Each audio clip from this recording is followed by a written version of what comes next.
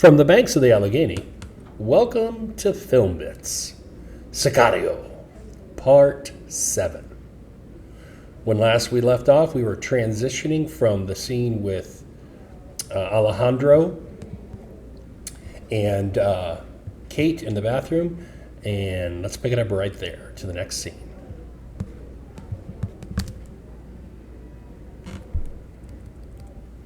We're back up on this drone photography, this vast wasteland, the sad music playing. I don't know that you can hear the music. We've got the radio chatter of the drone, if you can't hear it. And we're looking for that location that the illegals had mentioned and where the tunnels were, and that a car was parked above where the tunnels would be. Then it's a quick cut back to Mexico, and our cop, for the third time, still don't know his story. Son is bringing him dinner.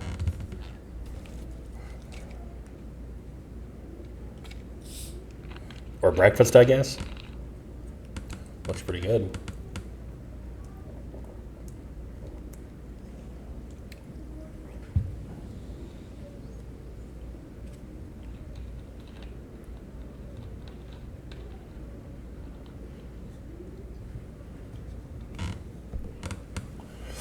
Notice how the son is in light and the father is in shadow.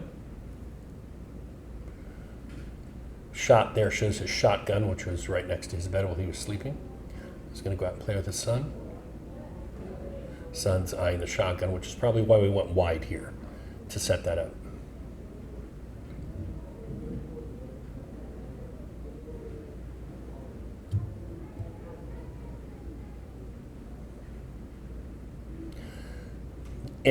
He's sitting on the edge of the bed, transition back to Kate sitting on the edge of the bed.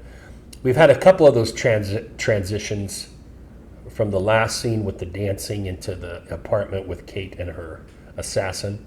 We've seen these interesting scene transitions the last 15, 20 minutes. Delta Force.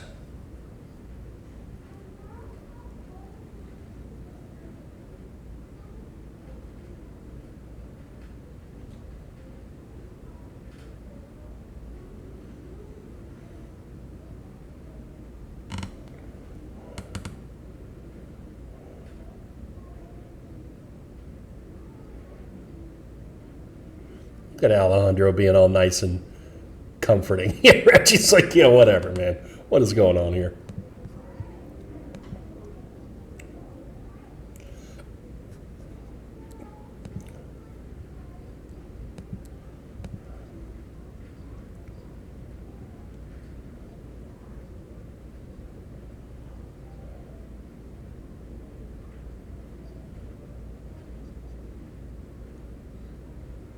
ROE rules of engagement.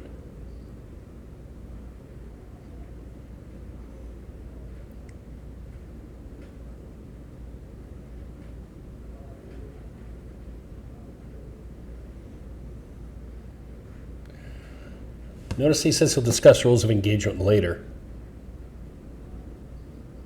That's an interesting choice. Maybe because Kate was there? There's our guy DS that they're after.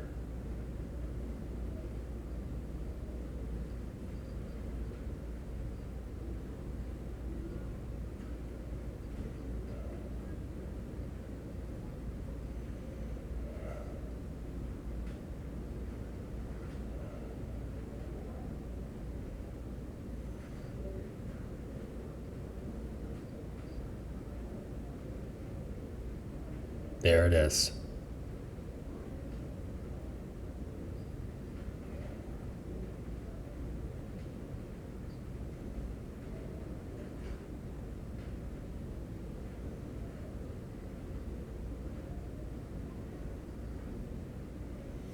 Matt's always talking about his big day.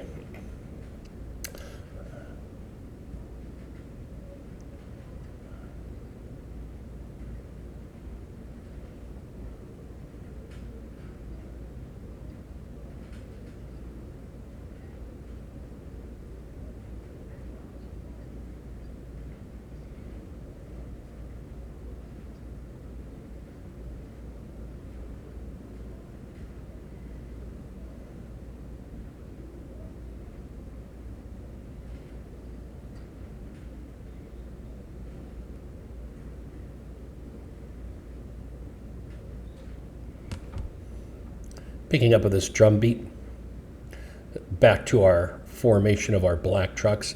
I don't know that you'll hear any of this audio. Motel 1, the most nondescript motel there is. And we're below the border, I assume, here, with lots of drugs. Oh, and there's our cop. Matt said that they use the police to traffic drugs. And so our guy with the soccer-playing son, that's what he's doing it. Interesting that they did the bird's eye there. A few bird's eye shots in this film from Villeneuve. Editing's quick here. We're kind of melding a couple stories now. These stories are starting to seem like they're going to come together as we're spending more time with our. That's a great piece of storm there. Look at that. That's a great shot. Lightning. That's fortunate for Villeneuve.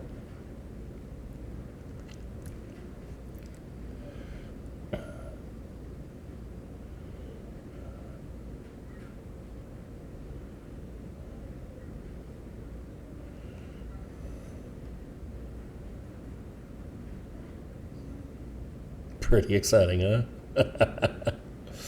Yeah, she's so excited. She's been used this entire time.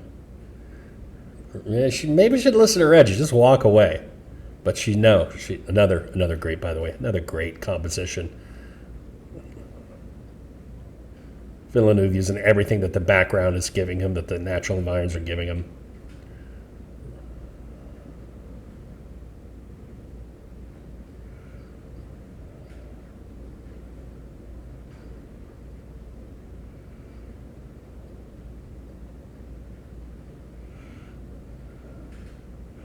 So not only are they being used, but they're being treated like rank amateurs, even though they're trained FBI agents.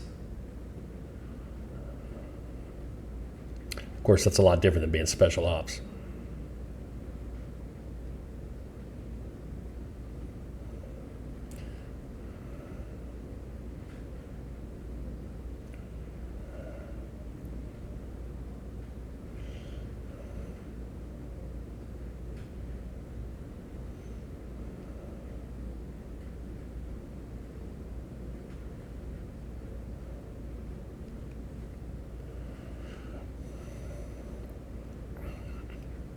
This is the first time we've seen Matt geared up. He's usually just chilling in the background, but he's going in this time.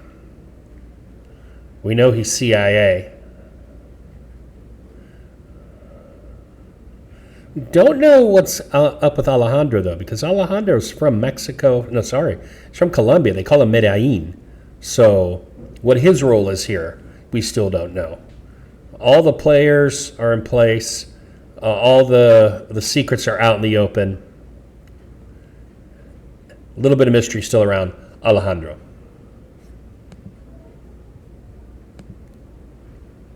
And again, another great shot of that. I'm going to assume that's sunset, not rise, but I could be wrong.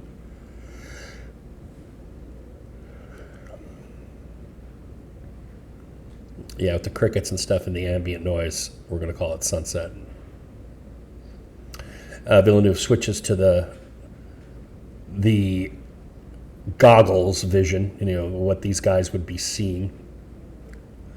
Very common to get this kind of usage of tech in a war film, even though this isn't a war film, though we're using military stuff. So now we're in the heat camera take. So before was the night scope goggles, the starlight goggles, and now we have the thermal. So we're kind of going in and out. He's putting us into the eyes of the soldiers. Go up high again with a drone, also using the heat. So he's having some fun with the different shades, the blacks and whites and grays and these greens. And everything because of using these two different technologies to alter how we see things as the audience. It also adds a degree of mystery because we can't see if something's going to happen that's going to be major or surprise us or scare us. But now we see some people walking that are not part of their crew. Or are they? I don't remember. He's waving at him, so they must be. There we see them on the upper left as the camera moves, heading towards that red box. We see their little heat signatures.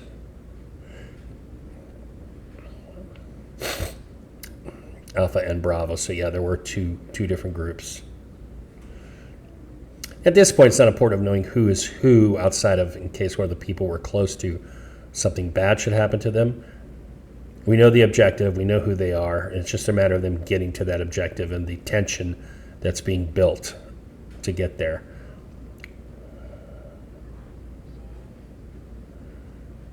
Adding of the non-diegetic sound here.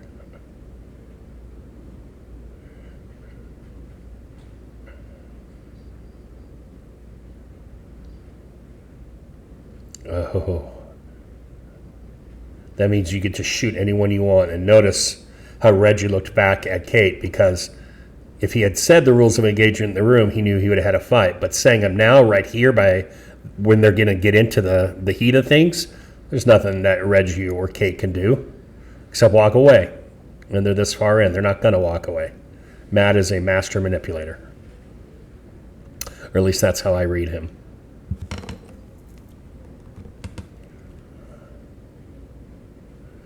This is a really interesting thing, using the silhouette, the body going away, but the only thing being lit by that backlight is the hand and the knife. I like that. And then that disappears as we get our next body coming into the tunnel. And still due to the darkness and such, we're sticking with the heat vision. There went somebody. Footprints. Using the audio to cue us to things going on while we're with the heat vision. A lot of heat coming off of that corpse. Yeah, give him a few minutes. It'll cool down. And there's the second knife victim we heard.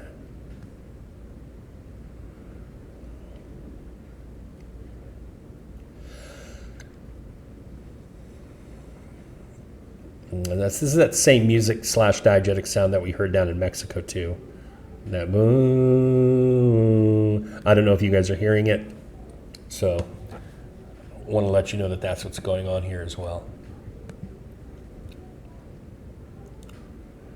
Creep, creep, creep.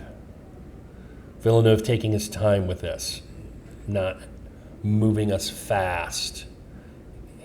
He wants to elongate this moment, these moments, as we head towards the conflict, assuming that there's going to be something here that awaits all of our characters. And now they are in the lit section of the tunnel.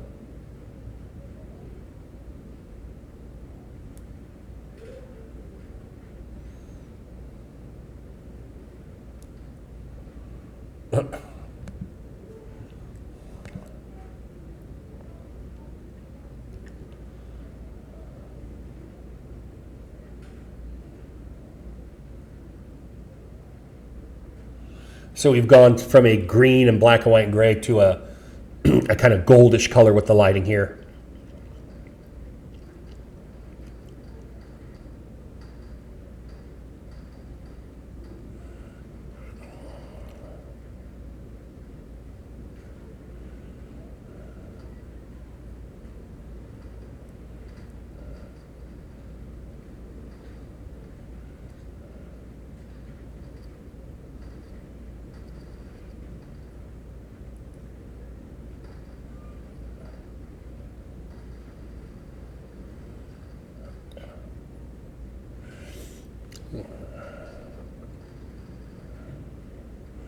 That was close. That hit her little shield thingy that she put in the front.